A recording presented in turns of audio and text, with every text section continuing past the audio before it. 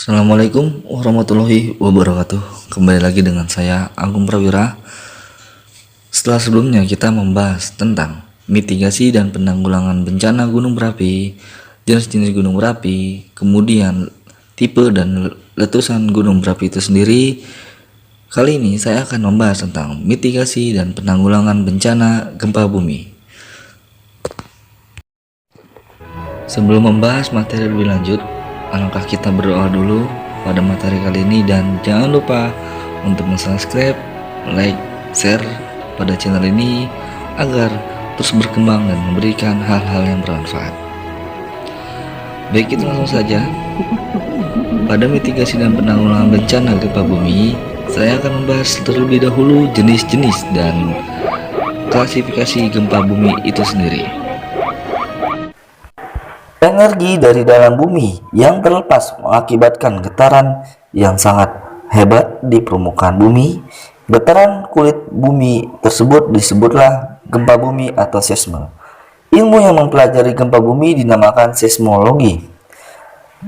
Kemudian di sini adalah jenis-jenis gempa berdasarkan terjadinya. Yang pertama adalah gempa vulkanis, gempa yang disebabkan oleh letusan erupsi gunung api, maka disebutlah sebagai gempa vulkanis. Lalu kemudian yang kedua adalah gempa tektonik, yaitu gempa bumi yang terjadi karena pergeseran lapisan kulit bumi. Yang ketiga adalah gempa runtuhan atau terban, yaitu gempa bumi yang disebabkan oleh runtuhnya gua kapur dan tanah longsor. Gempa semacam tersebut umumnya tidak begitu berbahaya jika dibandingkan gempa lainnya dan hanya dirasakan oleh penduduk di sekitarnya. Kemudian berdasarkan kedalaman hipocentrum, yang pertama adalah gempa dangkal. Adalah gempa bumi yang kedalamannya hipocentrumnya kurang dari 50 km dari permukaan bumi. Jika gempa dangkal dibarengi dengan kekuatan gempa yang besar, maka terjadi kerusakan yang hebat. Hampir 80% gempa bumi termasuk gempa dangkal. Yang kedua adalah gempa sedang. Adalah gempa bumi yang hipocentrumnya pada kedalaman 500 sampai 3. Yang kedua adalah gempa sedang. Adalah gempa bumi yang hipocentrumnya pada kedalaman 50 sampai 300 km dari permukaan bumi. Dan yang ketiga adalah gempa dalam, yaitu gempa bumi yang kedalaman hipocentrumnya 300 sampai 700 km dari permukaan bumi. Dan hanya sekitar 3% gempa termasuk gempa dalam. Yang ketiga berdasarkan lokasinya. Berdasarkan lokasinya, gempa bumi dibedakan menjadi dua, yaitu gempa daratan dan gempa lautan.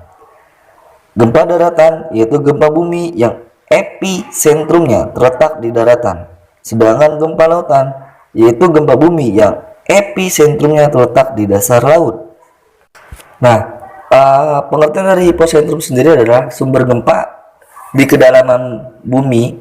Lokasi pusat gempa ditentukan berdasarkan pengukuran gelombang seismik. Sedangkan epicentrum yaitu gempa bumi yang terjadi di luar permukaan bumi. Nah, ini adalah kita harus mengetahui ketika sering mendengar suatu bencana gempa bumi, getaran skala Richternya. Yang pertama adalah skala Richter kurang dari 2,0, gempa kecil atau tidak terasa. Ukurannya 2,0 sampai 2,9 tak terasa namun terekam alat perekam getaran gempa. Lalu kemudian skala Richter 3,0 sampai 3,9 terasa namun tidak menimbulkan kerusakan. Skala 4,0 sampai 4,9. Gempa terasa ditandai dengan bergetarnya perabotan di ruangan, suara gaduh bergetar, dan kerusakan yang tak terlalu signifikan, atau ibarat kata di tembok itu mengalami keretakan saja. Lalu kemudian skala 5,0 sampai 5,9, umumnya kerusakan kecil pada bangunan, ya kayak agak retak lebih berat. Lalu kemudian skala 6,0 sampai 6,9 dapat merusak area hingga sekitar 160 km. Artinya ini bangunan rumah dipastikan hancur atau rata.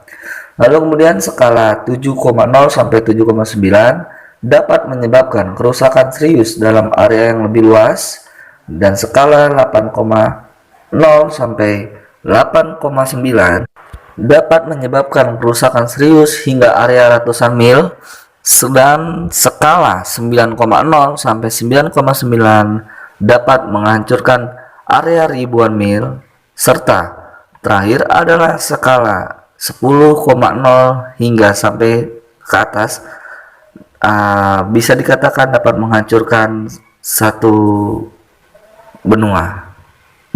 Pengukuran kekuatan gempa dilakukan dengan mengukur seberapa besar amplitudo goyangannya. Semakin kuat kekuatan gempa, maka luasan daerahnya yang bergoyang juga makin luas dan makin jauh. Yang kedua adalah skala Omori, yaitu skala yang digunakan untuk negara Jepang karena Jepang memiliki derajat gempa yang kuat. Skala yang disusun oleh Omori dimulai dengan derajat yang cukup kuat dan berakhir dengan skala angka 7 Romawi. Nah, di sini ada derajat 1, 2, 3, 4, 5, 6, dan 7, dan keterangannya bisa dilihat. Yang ketiga adalah skala Mercalli, bisa dilihat keterangannya sebagai berikut. Adalah skala Cancani, yaitu skala yang diukur berdasarkan percepatannya. Dan yang terakhir adalah pembahasan pengukuran gempa bumi. Getaran gempa bumi merambat dari hipocentrum, sering disebut sebagai body waves, menyebar ke segala arah dalam wujud gelombang getaran, baik dalam bentuk gelombang longitudinal maupun gelombang transversal. Maka dengan demikian gelombang gempa dapat dibedakan menjadi gelombang primer, yaitu merambat secara longitudinal, atau getaran gelombang dari hipocentrum merambat ke segala arah dengan kecepatan 4-7 km per detik. Yang kedua adalah gelombang sekunder atau gelombang transversal, yaitu getaran gelombang dari hipocentrum merambat ke segala arah dengan kecepatan 2-5 km per detik. Dan yang ketiga adalah gelombang panjang atau gelombang permukaan, yaitu getaran gempa yang merambat di permukaan bumi dengan kecepatan rambat yang lebih rendah. Getaran seismik dapat berupa getaran yang arah gerakannya naik turun, vertikal, dan horizontal. Gerakan yang arah gerakannya vertikal dapat merontohkan jendela, genteng, atau atap bangunan, sedangkan getaran yang arah gerakannya horizontal dapat merobohkan bangunan. Oke, untuk materi kali ini tentang gunung berapi, vulkanik, dan gempa bumi saya tutup. Sebelumnya, pasti ada pertanyaan, mengapa Kalimantan tidak terjadi gempa? Kalaupun kemarin awal tahun sempat dengar berita ataupun ada beberapa berita Kalimantan mengalami gempa bumi. Nah, itu pengaruh dari suatu getaran yang terdapat lempeng Eurasia getarannya, sehingga getaran gempanya sangat kecil. Maka itu jarang sekali Pulau Kalimantan mengalami gempa bumi. Suatu bencana gempa bumi memang tidak dapat bisa dihindari. Bahkan untuk kedatangannya, bencana gempa bumi tidak dapat diprediksi kapan akan terjadinya. Namun, kita sebagai manusia harus tetap waspada, bahkan kita harus mengetahui bagaimana mitigasi dan penanggulangannya sebelum terjadinya gempa bumi, saat terjadinya gempa bumi, dan setelah terjadinya gempa bumi. Silakan simak dengan baik-baik mitigasi tersebut.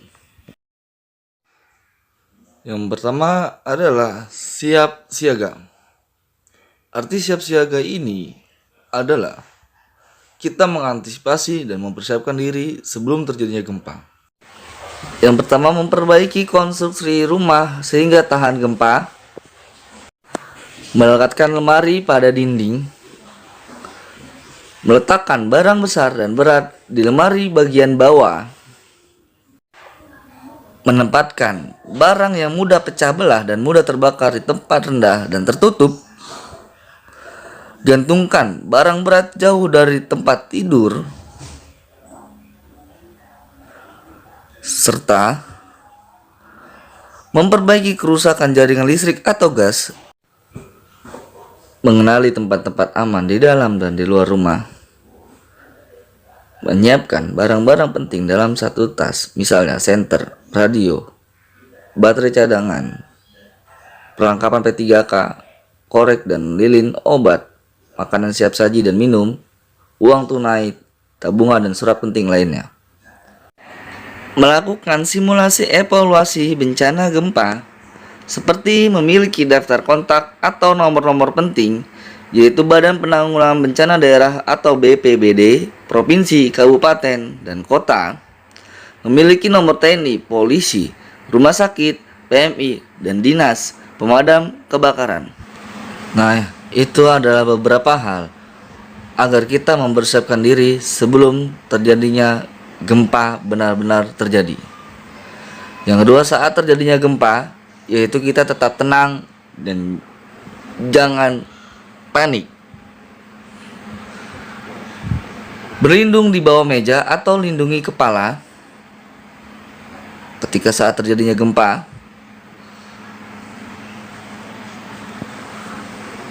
Serta jauhi kaca ataupun jendela. Tetap di dalam dan keluar jika sudah aman. Matikan gas, listrik, dan air. Selalu memakai alas kaki. Jangan menggunakan lift ketika di gedung. Jauhi gedung, pohon, papan reklame, dan lampu jalanan ketika di luar rumah.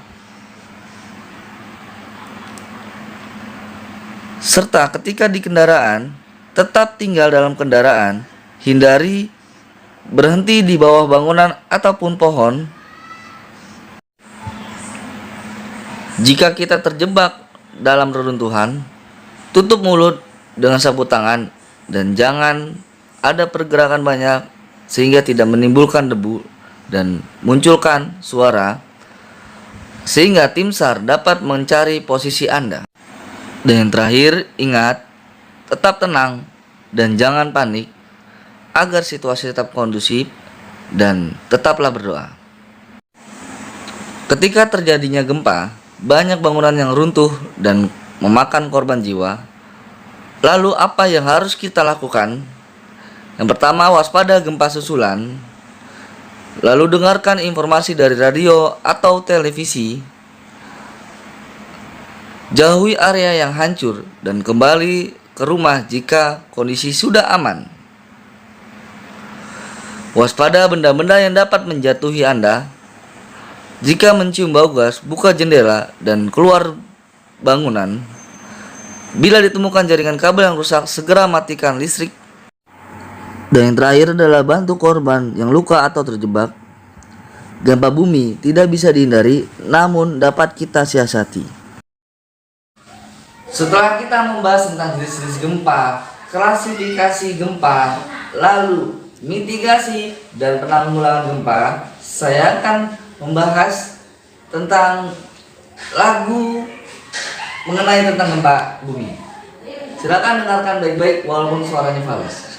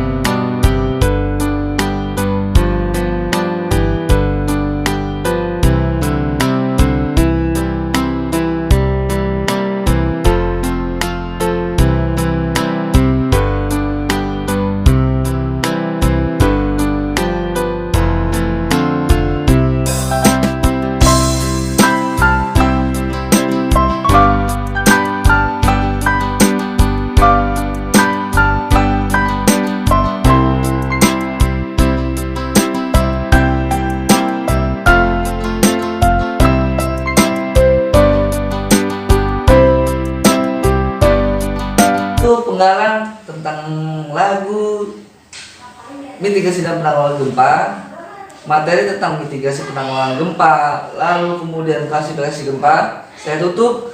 Mohon maaf jika ada salah kata. Mohon dicermati dan dipahami materi tersebut. Wassalamualaikum warahmatullahi wabarakatuh.